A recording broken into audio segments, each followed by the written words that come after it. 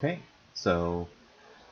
alright, so here we are in unusual circumstances talking about John Calvin. So hopefully this one goes through okay. We're talking about the later life of John Calvin after his conversion to Protestantism of sorts. So just as a reminder, this is the guy that we're talking about, John Calvin, or Jean Calvin. And we're going to actually back up. So where we left off last time, he had just made it to Geneva. But to back up a little bit, the incident with Nicholas Kopp, who was the preacher in Paris. And so Nicholas Kopp gives this series of sermons in Paris. He has to flee because they are essentially not just like favorably disposed towards the Reformation, but like gun-ho, we should be reformed. So Nicholas Kopp has to run off. He goes to Switzerland.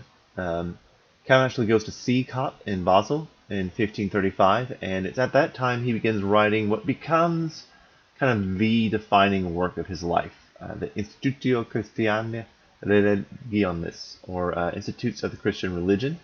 And so he begins writing this in Basel. He goes back to Paris, and he publishes it just before he leaves to go initially on his way to Strasbourg.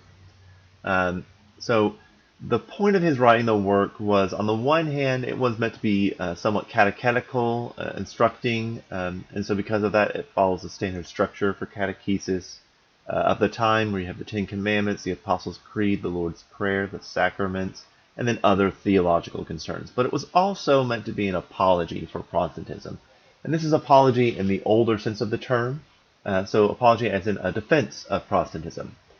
He did address it to King Francis I of France, and this was meant to be ironic, really meant to kind of get him on board, to say like, hey, we're not really all that bad, and a big part of it was to distinguish himself and other Protestants, distinguish them from the Anabaptists. Because remember, the Anabaptists, you had that offshoot group that started really a revolution. A lot of the Anabaptist ideas were very radical. Even where they didn't have the revolution, they tend to be either pacifist and or believe in a strong separation between church and state. And that really kind of puts them on odds with a lot of different governments. And so Calvin wants to distinguish them from the Anabaptists, give an apology for the Reformed way of thinking, and a brief catechesis. Now, it's fairly short at this time. It's only about 6 chapters long. And it goes through 5 different editions.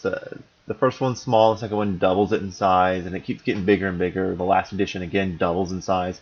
And it's almost a complete rewrite of that first edition. So the last edition is 4 sections or 4 books of 80 chapters.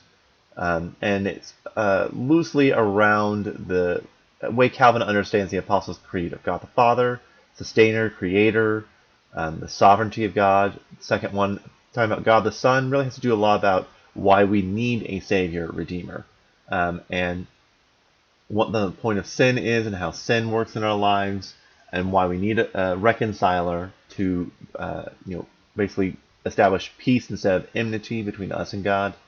And then the way that happens is in the 3rd section with God the Spirit, about how we are united with God. This kind of spiritual union is the work of the Holy Spirit. And the 4th chapter, dealing with the church, has to do not with Christian living, but with how the church is meant to function and structured and that kind of thing. But that happens much, much later in this early edition, and then even the 2nd edition. It does transition from being broadly catechetical and broadly a defense to being those who are preparing for ministry, and that kind of more academic sense really begins to take hold by the 2nd edition.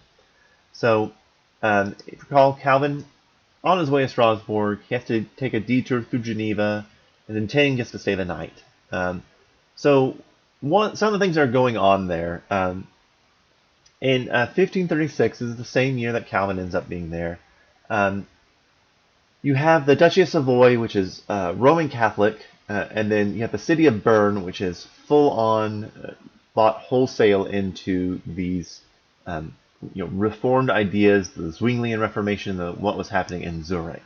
So let me give you a little bit of a map here. So on the map, you have Bern right here. And Bern was really wanting to keep in line with what was going on at Zurich. So Bern is really kind of center for a lot of what's going to be happening here. And so with Byrne, you have two figures. William Farel is actually first sent to Nukatal. And Nukatal, he kind of implements a like, you're either with us or against us, and really kind of pushes hard, lots of discipline. We're going to force you to convert. That's kind of Farel's MO. Another guy sent out at the same time, Pierre Ferret, is sent to Lausanne. And in Lausanne, he, Ferret is not nearly as hard-hitting as we're going to see with Farel. As you can see, Geneva is kind of over here on the other end of this lake. You have Geneva kind of really far away from Bern. And so this is kind of, they march, the city of Bern march, and they annex Bern away from the Roman Catholic bishop who's over the Duchy of Savoy. And some of the other important figures, so you have Basel up here. This is where Kopp runs to. And you're going to see that between Basel and Bern, there's a lot of traffic going back and forth. Strasbourg over here, and it's labeled Germany on this map, but that's the Holy Roman Empire. You don't really have Germany yet. So all that's kind of going on. So, okay. Calvin is arrives in Geneva. Like I said, with Verret and Farel, they were these French humanists meant to kind of bring people in line with the Reformation, get people on board. So that's part of why Farel stops Calvin. And, under threat of these curses kind of brings him there. Now, Farel also really kind of helps strokes Calvin's ego, kind of brings up a lot of the worst parts of Calvin's personality. Calvin's a bit of an elitist. He believes that, he's smarter than just about everybody. He knows what he's doing better, that he's born to be a leader. This isn't really heavy for Calvin until he meets Farel, and Farel really kind of strokes his ego on these different things. And you also have to remember that the small council, as we talked about last time, is who's really making a lot of the decisions in Geneva. So the church doesn't have a ton of authority here. So Farel, though, believes that they can kind of push this a little bit, and in 1536 and 1537, they issue these two documents that they work on together, but really the first one is more the work of Calvin. The second one, see a lot more of the influence of Farel. So the Confession of Faith is more a catechism, so very much in line with what he did with the Institutes.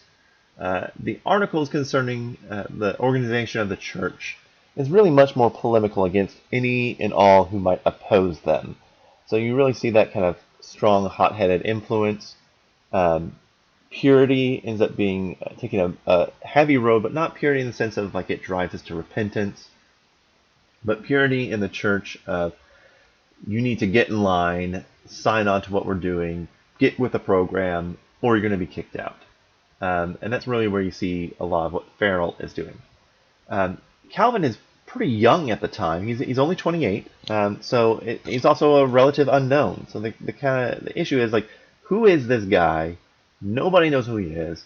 He's acting like he is just in charge of the show, in charge of Geneva. And so that happens. You have a series of issues happen. The first one actually goes well for Calvin, but the next four, not so much. So first you have this guy, Pierre Caroli, comes to join Verret in Lausanne and works with Verret, gets him on board with a lot of different things, helps out a lot of what he's doing. Anyway, Verret realizes that Calvin and Farel are having a hard time. So he's like, okay, I'm leaving you in charge of the town of Lausanne for a minute while I go help them out. So he goes to Geneva to try to help Calvin and Farel, and almost immediately Caroli's true intentions kind of come up, that he makes a power move. And so he accuses Farel and Verret, but mostly Calvin, of actually being Arians. Now, Arianism is what the Nicene Creed was meant to condemn. This idea that Jesus somehow isn't co-eternal with the Father, that he is created or begotten at a later point, that, basically it's anti-Trinitarian. And the primary reason that you have, that Caroli gives for this is that Calvin did not write a lot about the Trinity in his Institutes. So it's kind of pretty tenuous ground to make that accusation on. Regardless, because Calvin has kind of had these issues with the two articles, he is called, along with Verret and Farel, to come to Lausanne and defend himself. The defense he gives is actually really remarkable and first kind of puts his name on the map there. Caroli is dismissed outright. He does continue to cause a few problems for Calvin, but this is really kind of goes well for Calvin. Around the same time, you have Martin Bucer, if you remember him. He is in Strasbourg. He's trying to establish a little bit of a middle ground on with concerns the Lord's Supper. So what was going on is that Bucer was really well in line with Zwingli and how Zwingli understood the Lord's Supper. But in Strasbourg, he wanted to be part of the Schmalkaldic League, these German princes who reformed their league. But remember, all these other German princes are Lutheran, so you have to kind of sign on to the Lutheran view of the Lord's Supper. So Bucer, he basically acts pretty political, and he's able to use vague enough language that he's able to straddle between the two. And at the same time, Calvin has his defense in Lausanne, and Bucer writes basically commending Calvin to the people. So Calvin gets really upset that Bucer has given this ground on the Lord's Supper. He thinks that he's like abandoning the faith. And he says, oh, and while we're at it, how dare you vouch for me? I don't need you to vouch for me. I can make it on my own. And so Bucer, who is well known, and Calvin is not, decides that he just writes this very gracious reply to Calvin, kind of over the top. I'm so sorry. I didn't mean to offend you. I hope you can forgive me. It's so gracious in his language that makes Calvin look that much worse in comparison. So that happens, and then you have in Bern, this guy gets set up over the area of Geneva, who's in charge of it, but he's an untrained theologian. It really rubs Calvin the wrong way. It's like, I've been to all this schooling, I've done all these things. Who's this guy? But the problem is the guy he's speaking against has really strong moral character. He understands the Bible. He has a lot of he has the right type of theology for what the Swiss reformers are trying to do. He's not particularly well trained, but that was part of the point of why he was kind of given this leadership role. And so Calvin's kind of seen as an elitist, a jerk for attacking this guy. This is his letter to Maconius. And then the next thing that happens is you have what's known as Calvin's Epistolae Due. He writes these two letters, mixes them as open letters to two acquaintances, people he kind of knew but not that well, back in France, who believed and signed on with the Reformed faith, but they had not left the Roman Catholic Church. And his language is really harsh in these letters. Another one of the reformers, Wolfgang Capito, essentially says, hey, before you publish anything else, you really need to run it past us. Like, you're coming off too harsh. You're hurting our cause. Let's get past that. So you have those things kind of happen in pretty quick succession. And when Calvin shows up in 1536 in Geneva, and this all happened. 1537, there's an election in the council. So the Council of 200 has a lot of more Reformed thinkers that are elected to the council. This is not the smaller council, this is the larger one, not the big one, but the kind of medium one that makes a lot of the decision. And Calvin decides, okay, this is the time we're going to make our case. And so Calvin and Farel approach the council, and they argue that every citizen of Geneva should be required to give an oath to the two documents that they had written, the Confessions in 1536 and the 1537 Articles. The council doesn't take their orders from Calvin and Farel, though. They take their orders directly from Bern. And so they're like, no, we're not going to do that. They provided their own catechism. They have their own articles for how we're supposed to organize and define it. We're going to go with what Bern says. So that kind of is a blow to their ego. Also, kind of later that year, the council at Bern begins to really push toward using unleavened bread in the Lord's Supper. So they don't want, basically, they're following, this is how the Lord's Supper was originally done. It's supposed to be a memorial. So let's kind of keep it in line with that memorial by using unleavened bread. Calvin could not care less what type of bread they use. He thinks that they're getting hung up on the wrong things. The other issue is they want the Lord's Supper celebrated once a month, and Calvin really thinks it should be weekly. So there's a big disagreement between them, and on Easter Sunday, 1538, Calvin and Farel really try to force the issue. In their church, they are supposed to be giving the Lord's Supper, but they refuse to give it to anyone who has not signed on to the 1536 and 1537 articles that they have written. So, which is pretty much everybody. And they also will not allow anyone to go into the pulpit unless they have also signed on to these two articles. So the council writes to Bern, like, hey, we got to do something about these guys. This council at Bern, writes back, condemning them, like they have no right to do this. This is not okay. And the city of Geneva essentially gives them really like 3 days to pack their bags and get out of the city. Okay, so they pack their bags to get out of the city. The part of the reason why, so Calvin and Farel leave, they don't get any support from the Swiss reformers. Part of the reason why they have to leave is that the city of Bern is concerned that Calvin and Farel's actions are so harsh that they're going to push Geneva away from the Reformation and back into the arms of the Roman Catholic Church. Which, as we'll see kind of later, they had good reason to be concerned about that. So they leave, they go to Basel, and then kind of go back and forth between Basel and Bern. There's a pretty well-established road here. So they're going back and forth between these two cities. Bucer, who's in Strasbourg, Bullinger, who's in Zurich, they argue, okay, we need to get these two guys apart. They're not good for each other. And so Farel goes to Neuchâtel, and which makes sense, it's where he was beforehand. And Bucer decides he's going to extend a personal invitation for Calvin to come join him in Strasbourg. Sorry about the typo there on that, but STR, Strasbourg. Bucer sees something in Calvin, whatever it is. He just sees something in him. He wants to mentor him, so that's what he's going to decide to do. Strasbourg at this time was still technically answering to the Holy Roman Emperor Charles V, but the city had issued a lot or given a lot of support on some of Charles's military campaigns, so they're pretty much allowed to function roughly independently at the time.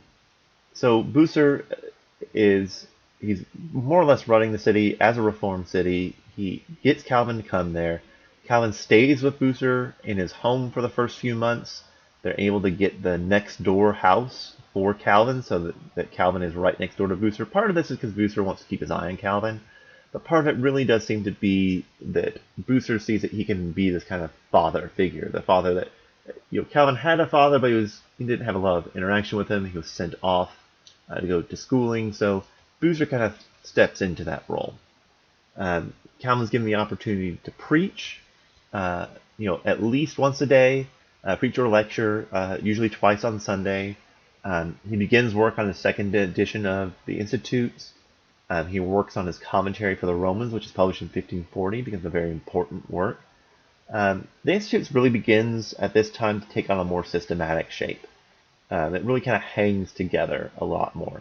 And then the commentary on Romans becomes really immensely important. This is how Calvinists understand the book of Romans even today.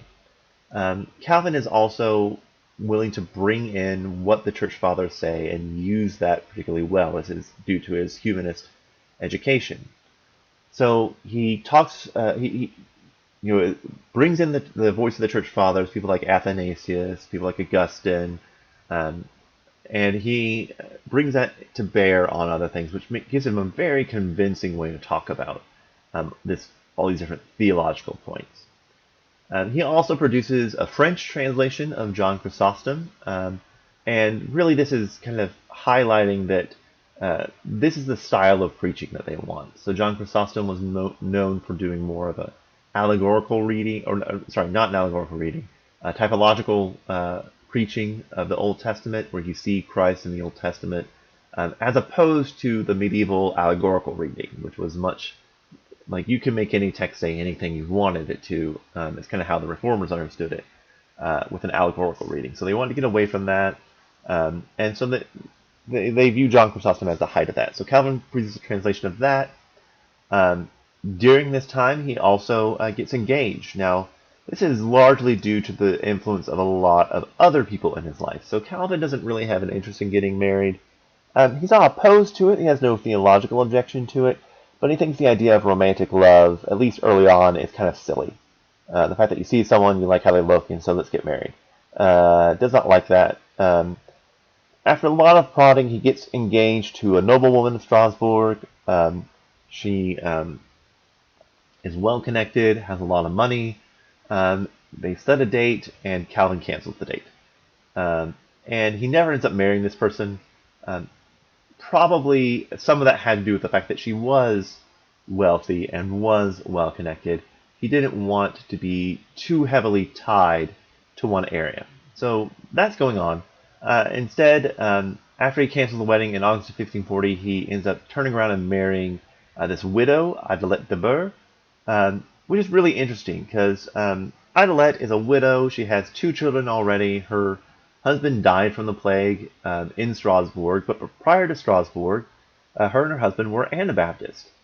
So they did convert to the more Swiss Reformed movement, but for someone who's trying to distance themselves from Anabaptism, this woman's not well connected, she's poor, it really doesn't make sense, and really kind of the only explanation seems to be he really did fall head over heels in love with her. One of his earliest commentators, Theodore Beza, kind of disputes that. Beza he disputes it so far as to say that they never even consummated their marriage. That's not clear. That's not true. Calvin had 3 children with her. They did die in infancy, but it was very clear they had a loving marriage. So this was, he gets married to her between the work of Bucer, between getting time to actually think through more of what he actually believed, getting married to someone who already had kids. This helps kind of soften a lot of the edge off Calvin. And so these things are all going on. In September of 1539, he writes this letter. And this letter is in response to a letter given by the Roman Catholic bishop in 1539 in March, Sadoleto. And Sadoleto, recognizing that there are no strong Reformed leaders in Geneva at the time, writes to the city of Geneva basically saying, look, if you want to come back, we're here to welcome you with open arms. He's a little bit more sympathetic to some of the ideas of the Reformation, but he's still very Roman Catholic, this bishop. And so some of the members of the council in Geneva get very concerned. They send it on to Bern. Lots of reformers are talking about who should respond. And Bucer kind of is able to influence some people and say, well, hey, let's give this Calvin guy a shot at it. And so Calvin writes this letter. It's a beautiful letter written in the humanist tradition. Kind of takes down, doesn't address every single point, but it's not meant to. It kind of takes it down on a deeper level. And the Geneva does not embrace Roman Catholicism, largely in part to this letter of Calvin. So after this letter, the council at Geneva says, we want Calvin to come back. Now, Calvin does not really want to leave Strasbourg. He has a family now. He likes this kind of mentorship he's had with Bucer. He has time to write different things. He's getting opportunities to preach. He doesn't really want to leave. Eventually, he says he's going to leave, but he's dragging his feet. And so in 1541, city of Geneva sends a mounted escort to go retrieve Calvin. They show up in Strasbourg in September. And he's like, okay, I guess this is a really dire situation. To be clear, not everyone on the council wanted him back. They did remember the last time he was there. But the majority did, and so they send for him to come back. Calvin goes with them immediately, tells his family, Idelette, pack the bags, get the children sorted, and come meet me in Geneva. They set him up in the central church in Geneva. He's got a home very centrally located, a very large home. It was meant to be a public home in the same style of Luther's, where people are coming in, having discussions and dialogues. Calvin is really meant to be the spiritual leader, and he really steps into that role. The problem that he kind of faces early on is he does not call the pastors, the city does. And so he really works to try to reform those who are in the pastorate, the clergy there. But I think he saw a lot of them were uneducated. They were too local. A lot of them had never left Geneva, and they have really bad sermons. He argues that some of them are effectively still Roman Catholic. And let me back up. When I say bad sermons, don't mean like he thought they were too simple or anything like that. Because he's a big fan. Like, you need to be able to communicate effectively to your congregants. He felt that they just were boring, and they went on and on and on, sometimes for hours, and that didn't really have a point to them. So he wants to kind of get away from that, to have a more well-educated pastorate. He finally does get that in 1546, but he's working to reform the pastorate during this time. He also, while he's in Geneva, he wants to ground it in this new thing that he wrote, the ecclesiastical ordinances, Ordinances Ecclesiasticus.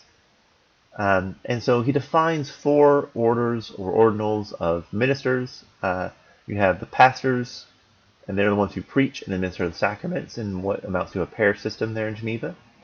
You have the doctors, and they're in charge of catechism, instructing the believers, instructing the pastors. You have the elders, and these are really laymen. These are not theologically trained people, but they're ones that are of upstanding moral character. But they are not the same people as the magistrates. They're not on one of the upper councils of Geneva. There are other people who provide the church discipline. And then you have deacons, whose primary responsibility is to care for the poor and the needy. So those 4 orders, and then also the ordinances call for 2 groups to be formed, consistory and the company of pastors. The consistory, as Calvin saw it, was a counterbalance to the city councils. Originally, they dealt out a lot of their own punishments, but because of objections from the council, they backed off of most of that. But really, they give kind of the church discipline. And under, working with the elders, they provide excommunication when that needs to happen, different things like that. But they don't issue a lot of heavy punishment. The way that Calvin viewed it was the state and church, they were separate, they have different jurisdictions, but they are powerful partners, and the church is there to support the state, and the state is there to support the government, and so it's not a full separation of church and state. They're still intermingled quite a bit, but they do have different jurisdictions. The company of pastors, you might say, is akin to like a ministerial alliance, if you are familiar with that, especially in any rural congregation. The company of pastors they met every Friday. They had a moderator. Normally that was Calvin, but not always. And they would have worship, followed by like a business meeting where they would kind of talk about different issues that they're facing and how they're going to address them. Usually one of the pastors who was there was called upon to deliver a sermon that week. Oftentimes this would be the same sermon he would be giving that Sunday, perhaps. And immediately after the sermon, there was a discussion among the pastors, kind of like a Q&A. These are things I liked, didn't like. How might I do this in my church? These are things I think you can improve. Basically, a lot of this was meant to improve the work of the sermon, to help the pastors effectively communicate. And so all that's going on in Geneva. Some other reforms are going on. You have the Sunday and Wednesday services are required. They do have services every day of the week, but they're optional. Sunday and Wednesday are required, though. However, Calvin's really adamant they need to be limited to an hour. So he does think it's important to get that frequency, but you really need to limit it to just an hour. You don't need these things going on and on and on. The focus of the service was on the sermon. They did have worship. They had some liturgy. Songs, though, are taken only from the Psalter, from the Book of Psalms, set to music. And communion, he kind of gives up on the weekly thing and says, okay, once a quarter is fine. That's kind of where he thought he could win the battle. So he sets all that up. But then also beginning in 1546, a group is really unorganized at first, but it becomes more organized. that Calvin labels the libertines because he believed that they were arguing that they'd been saved by grace so they could do whatever they want to afterwards. Um, those who are part of this group prefer to be known instead as spirituels or patriots, and they begin to fight Calvin and the consistory. Pierre Amour is an early person working against them. He's kind of put to shame pretty quickly, has to apologize to the consistory and to the church because he was excommunicated, tried to get around it, and had to apologize to be brought back into fellowship with the church. And then you have this other guy, Ami Perrin, who really, he starts some early problems with them, but he's made by the city council to acknowledge the role of the consistory. Later on, Perrin is going to be elected to the city council. He marries into the nobility of Geneva, so he's going to keep showing up and causing problems. And in fact, part of that election happened, resulted in 1552 and 1553. Calvin requests that he be allowed to retire, and the council outright rejects him. So he's not allowed to do that. Kind of in between that, I forgot to mention another incident in 1547. Threatening note appears on Calvin's pulpit, and it threatens both him and the city council. The blame falls on Jacques Gruet, rightly or wrongly, and he's convicted of conspiring against both church and state, and the state orders his beheading. So he had this early victory, but then by 1553, they're really limiting the power of the consistory of Calvin, and really Calvin thinks that it's a lost cause at this point. But then in 1553, you have this other guy show up on the scene, Michael Servetus. That's him in the corner. And a little bit about Servetus. He was a brilliant medical doctor, discovered the circulatory system, but he was also a very independent thinker. In 1530, he kind of gets into some disagreements in Basel and is expelled. He moves to Strasbourg, and he publishes some pamphlets against the Trinity while he's there. And he's asked, and no in certain terms, by Martin Bucer to get out of town. So he leaves Strasbourg, goes back to Basel. Once he's there, he writes a series of anti-Trinitarian books. So if you're going to label Servetus, you would say he's a Unitarian. He does not believe in the Trinity. He believes one God, and more of a modalist kind of thinking. So he writes these anti-Trinitarian books, and he is not only expelled from Basel a second time, but now he's kind of being sought out by both Protestants and Roman Catholics. They both want him dead. So he goes into hiding. Now, a mutual acquaintance of both Servetus and Calvin puts the two in contact, and they begin writing these open letters to each other. Now, Calvin doesn't use his name. He signs it Charles d'Espaville, and Servetus doesn't even sign the letters. But it's these letters back and forth, but after about 30 of them, Calvin's fed up. He's like, this isn't getting anywhere. He's just saying the same things over and over again. He's not interested in actual discussion. Servetus, trolling is not the right term because it didn't exist there, but essentially it's trolling. He sends a latest copy of Calvin's Institutes to him, pointing out several of the corrections that he has made in the margins of the copy. And then in the accompanying letter says, by the way, I'm coming to Geneva. This infuriates Calvin. It's now personal. And he says to one of his friends that if Servetus sets foot in Geneva, he's going to die. So that's going on. Calvin's representative, Guillaume de Trie, finds Servetus in France, living under an assumed name. He asks Calvin what he should do. Calvin says, just turn him over to the Catholic authorities. So he does. They arrest him. And they're saying, we know that you're Servetus. We know that's who you are. So I don't know who this guy is, Servetus. And he said, no, these are the letters that you wrote. He says, I don't see any signature there.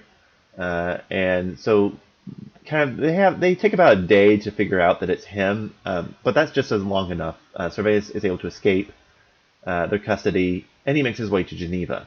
In 1553, he sets foot in Geneva, and true to his word, he's arrested. Calvin tries to get the city council on board with him. They say, no, this is a church matter. We don't want any involvement, but you're free to do what you want to with Servetus. And so he's sentenced to be burned at the stake, and he is. And this kind of solidifies Calvin's power at this point. There are a couple more incidents that happen though. Um, so um, First, there's another person who, he's trying to get an excommunication overturned, and he makes an appeal to the city council. They make an appeal to Bern. And the city at Bern says, "Why are you asking us?" If Calvin says he's excommunicated, he's excommunicated. So now Calvin has the full backing of the reformers at Bern. And then Ami Perrin, and really all these groups that Calvin refers to as the libertines, they have an election doesn't go well for them. And so they decide to protest, and like good, Swiss, German, French at the time, that protest involves lots of alcohol. So they get a little bit drunk. The leader of the city council, he, grabs the baton of office to go confront Perrin, basically tell him like, "Hey, you guys need to get out of the streets and go home." Perrin, in his drunken state, grabs at the baton. This is seen as an attempt at a coup, and so they are all like facing punishment from the city council. So they all end up having to leave the city of Geneva, and from this point on, Calvin is mostly unopposed the rest of his life. He completes the final version of the Institutes in 1559. Again, it's grown from this 6-chapter, relatively small book to 4 books of 80 chapters. So massive work now. He started to gain an international reputation, so much so that Luther has to specifically condemn Calvin's interpretation of the Eucharist because it's too much in line with Zwingli's. So it's kind of like showing how much influence he had at this point. He had a lot of influence on the English and Scottish Reformation, as we'll talk about next time. He does die, comparatively young, not super young, but age of 54 in 1564. He doesn't live as long as, say, like Luther. But he dies in 1564. Originally, people flocked to see his body, and anyway, in keeping with his wishes, the people in Geneva finally did kind of bury it in an unmarked grave. But if you go to Geneva today, there's kind of a traditional site of where they believe he's buried, with a marker there now identifying it. So kind of to wrap up just a little bit, talk about some of his theology. That's a lot of the history of him. Some of the theology, which we'll talk about more in our discussion page about the readings. So you have this 4-part structure to the Institutes, which really does well to talk about his theology. Just kind of give that overview. The first part about God the Father, just to talk about the sovereignty of God.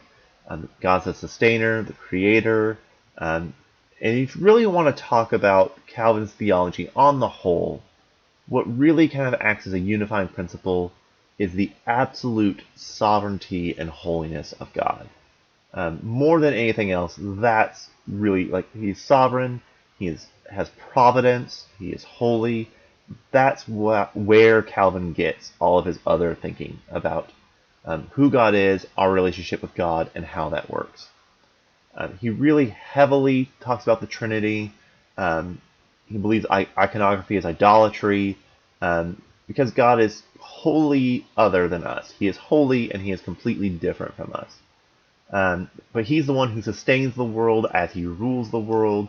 He not only created the world, he holds up that creation by his will and power and directs all of creation.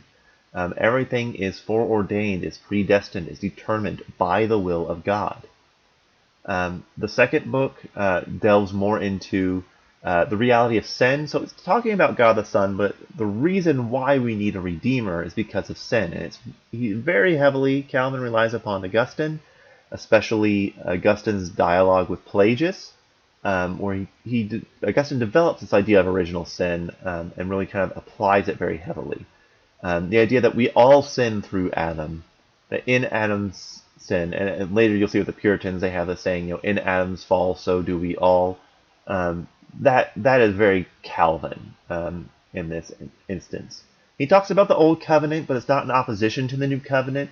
That the point of Christ and Christ's life is to fulfill that covenant, and that fulfillment establishes the New Covenant and resolves the enmity between us and God. How that enmity works its way out is the subject of the third book. The unit that we have this spiritual union with God, and that is established through repentance, remission of sins, regeneration, wherein we are made holy, and God's justification. These are more or less, simultaneous. A lot of that, sanctification process that accompanies regeneration, that's a little bit longer process throughout your entire life. Never going to be completed here in this life. And here he really speaks very strongly and heavily about predestination. Again, drawing on Augustine's conflict with Pelagius, he declares that some are predestined to life and others are predestined to eternal damnation. So you do get this kind of double predestination going on here. And then when he talks about the church, he talks about there are 5 offices of the church. There are apostles, prophets, evangelists, pastors, and doctors. The first 3 are meant to be temporary, and especially the first 2 passed away at the conclusion of the New Testament. And then he also talks about what the sacraments are and how they function. There are 2 sacraments, baptism and the Lord's Supper. He goes a little bit further than Zwingli, though. He says it's spiritually nourishing to take part in the Lord's Supper, that it's more than a symbol. This is where you get the idea of the spiritual presence of Christ is really more of a Calvin idea. And one way he talks about it is when he talks about the Lord's Supper, he says that I experience it more than I understand it. That it is this experiential, spiritually nourishing thing that happens. Baptism is infant baptism. This is another point of contention between he and Servetus. But baptism is meant to be, basically, it's a declaration of hope on the part of parents. That because we know God is sovereign and loving, we have hope that God is going to redeem this child, that God already has redeemed and elected this child. And so we're we're laying claim to that hope, but recognizing also at the same time that God elects who he will. And that's not our decision, and it's not even our child's decision. So that's kind of what's going on there with theology. I hope that kind of gives a good overview. We'll have a few discussion questions, so please go to the page and look at those. And that's where we'll end for right now.